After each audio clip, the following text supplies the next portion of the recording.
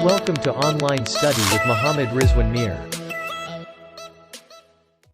Kingdom protista को हम पढ़े थे। किंगडम प्रोटिस्टा के अंदर एलजी और उसके बाद एलजी की डिफरेंट कैरेक्टरिस्टिक्स को हमने देखा था अपने लास्ट लेक्चर्स के अंदर, और उसके बाद हम क्लासिफिकेशन को पढ़े थे। और क्लासिफिकेशन के अंदर आज हमने उसी अपने प्रीवियस लेक्चर को ही आगे कंटिन्यू करना है। आज के जो हमारे पास फाइलम है वो क्या है, वो है रेड एलजी, जो कि फिफ्थ बेसिकली हमारे पास ग्रुप है, रेड एलजी।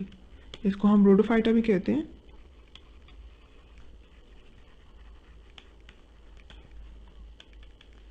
तो आज हम इसको देखेंगे, और इसके अलावा जो हमारे पास एक लास्ट ग्रुप बच गया था ग्रीन एलजी, उसको पढ़ेंगे। रेड एलजी को जब हम देखते हैं, रेड एलजी की कैरेक्टरिस्टिक्स को जब हम देखें, तो हमने आपको अपने प्रीवियस लेक्चर में बताया था कि ये हमारे पास मल्टी सेलुलर होते हैं, यानी कि एक से ज़्यादा सेल्स पे मुश्तमिल होता है एक ऑर्गेनिज्म। इसके अलावा अगर जब हम इसके स्ट्रक्चर की बात करें कि इसकी बनावट किस तरह की, किस तरह का इसका स्ट्रक्चर है, तो स्ट्रक्चर इसका जो है वो एक कम्प्लेक्स इंटरवोवन फिलामेंट्स की तरह है। जैसे आपस में चारपाई नहीं बुनी हुई होती, या स्वेटर बुना हुआ होता है आपस में इंटरवोवन, तो कुछ इस किस्म का इसका स्ट्रक्चर होता है, कम्प्लेक्स इंटरवोवन स्पेलिंग ठीक है, इंटरवोवन फिलामेंट्स की तरह का इसका स्ट्रक्चर होता है। और कुछ जो है वो फ्लैटेंड शीट्स की फॉर्म में भी पाए जा सकते हैं। कुछ इस किस्म का इसका स्ट्रक्चर, इसकी जब मैं आपको पिक्चर दिखाऊंगी तो आपको ज़्यादा क्लियर हो जाएगा। इसके अगर हम हैबिटेट की बात करें रेड एलजी की या रोडोफाइटा की, तो ये जो है मोस्टली ये अटैच होते हैं रॉक्स के साथ, अटैच्ड टू रॉक्स। समंदर के अंदर या पानी के अंदर जो रॉक्स होंगे, कुछ पत्थर होंगे, कुछ इस किस्म का स्ट्रक्चर होगा, तो ये उसके साथ अटैच्ड फॉर्म में पाई जाती हैं। इसके अलावा एक और कैरेक्टरिस्टिक इसकी जो बहुत इंपॉर्टेंट कैरेक्टरिस्टिक है वो ये है कि इनके ऊपर एक स्ट्रक्चर कैल्शियम कार्बोनेट का, CaCO3 कैल्शियम कार्बोनेट आपने पढ़ा भी है अपने जूनियर क्लासेस के अंदर। तो कैल्शियम कार्बोनेट की इनके अंदर सेल वॉल पाई जाती है, और ये हेल्प करते हैं कोरल रीफ्स बनाने में। They have calcium carbonate in their cell wall, and ये क्या करते हैं, they take part in coral reefs. अब कोरल रीफ्स क्या है, इसको आप डिटेल में देखेंगे एनिमेलिया वाले टॉपिक्स के अंदर। बेसिकली ये स्ट्रक्चर्स होते हैं जो कि इक्वेटिक लाइफ के अंदर या इक्वेटिक एनवायरनमेंट के अंदर पाए जाते हैं। डिफरेंट ढेर सारे ऑर्गेनिज्म जब वो इकट्ठे हो जाते हैं और एक स्ट्रक्चर बना देते हैं जो एक वुडन सा स्ट्रक्चर देखने में लगता है, उस तरह को, इसको मैं डिटेल में आपको एनिमेलिया वाले टॉपिक में कोरल रीफ्स को बताऊंगी, ठीक है। तो अभी के लिए आप ये देख लें कि ये जो रेड एलजी है ये कोरल रीफ्स के बनाने में भी हेल्प करती है। अच्छा, तो ये हो गया हमारे पास रेड एलजी या रोडोफाइटा। इसके बाद हम आ जाते हैं अपने नेक्स्ट ग्रुप के ऊपर, जो कि है ग्रीन एलजी। सिक्स्थ ग्रुप है हमारे पास ये ग्रीन एलजी, जिसको हम क्लोरोफाइटा भी कहते हैं।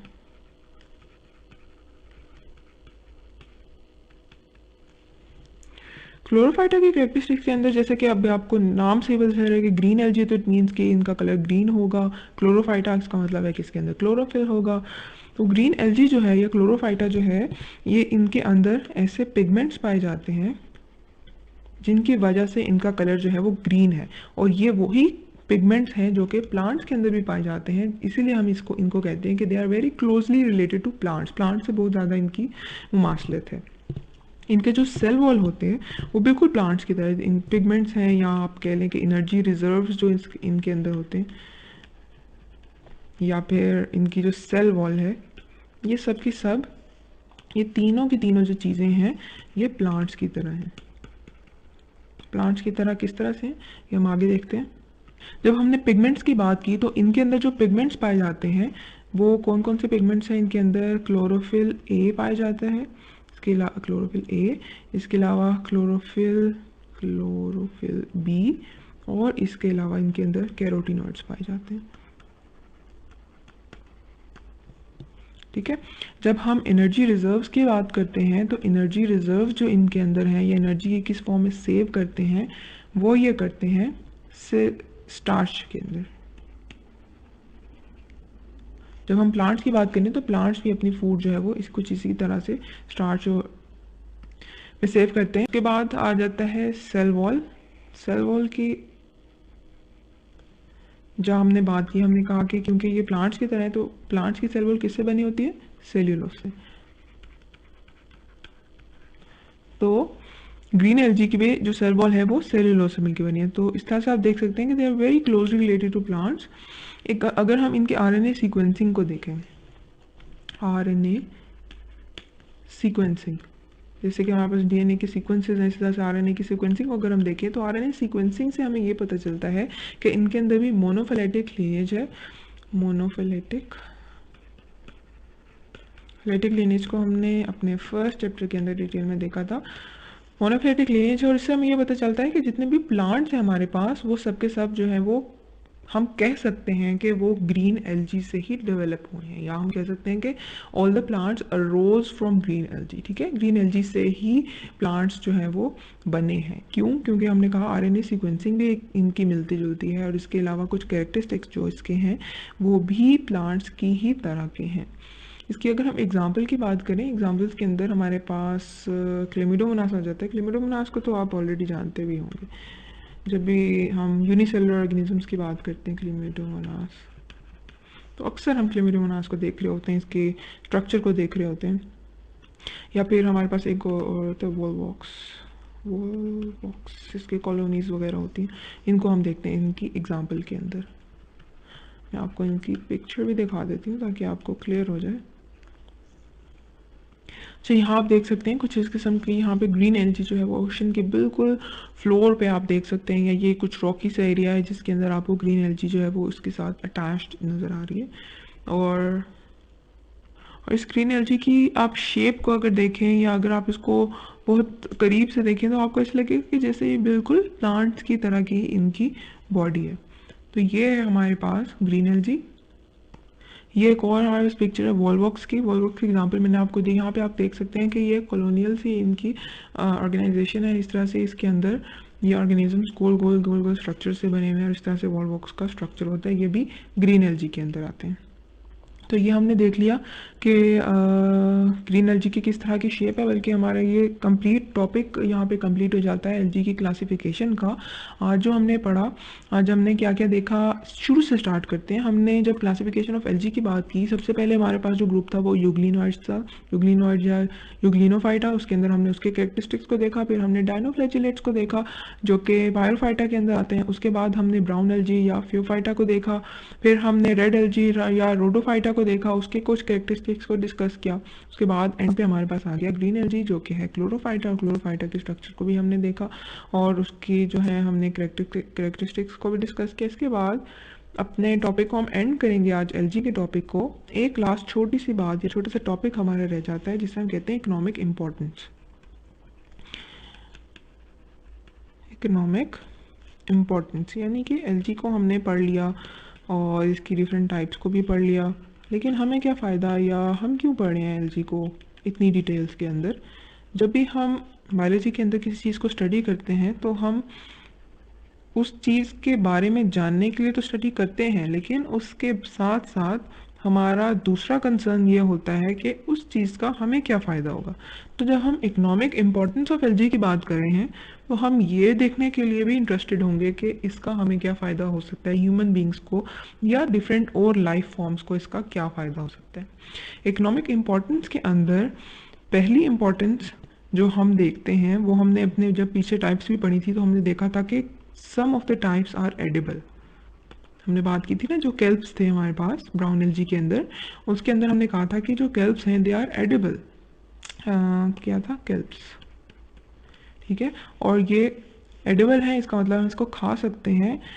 ऑल्दो कोई बहुत अच्छी फूड कंसीडर नहीं की जाती, लेकिन अगर ऐसा हो कि दुनिया में खुराक ख़त्म हो जाए तो हम केल्प्स को भी एज अ फूड यूज़ कर सकते हैं। इसके अलावा एक और जो इसकी इम्पोर्टेंस है, जो फ़ायदा है वो क्या है, वो ये है कि they produce some useful substances. कुछ यूज़फुल सब्सटेंसेस हैं जो कि ये एल्गी प्रोड्यूस करती है। उसके अंदर डिफरेंट चीज़ें आ सकती हैं, अगेन एगर, या फिर हमारे पास फ्रैगमेंट आ जाता है। जैसे कि डिफरेंट हमारे पास सिस्टम में सब्सटेंस होते हैं। अगर क्या होता है, अगर हमारे पास जो है ये हम कहते हैं they are polymers of galactose. Galactose sugars हैं। पॉलीमर्स आपने अपनी केमिस्ट्री के अंदर भी पढ़े होंगे, लॉन्ग चेन्स होती हैं। तो ग्लैक्टोज जो है, जो कि शुगर, वो शुगर जो मीठी नहीं होती, लेस स्वीट शुगर होती है, ये उसके पॉलीमर्स हैं। और ये किस चीज़ के अंदर इनको हम यूज़ कर सकते हैं, कल्चर प्रिपरेशन के अंदर। जो हम मैंने आपको बताया था ना, मीडिया कल्चर हम प्रिपेयर करते हैं लैब्स के अंदर, जिसके अंदर हम डिफरेंट ऑर्गेनिजम्स को फिर ग्रो करा सकते हैं। तो ये उसके बनाने में हेल्पफुल होते हैं। They are used in culture media preparation. तो इस तरह से डिफरेंट और भी यूजफुल सब्सटेंसेस जो है वो एलजी प्रोड्यूस करता है, जिसको फिर यूज़ किया जा सकता है।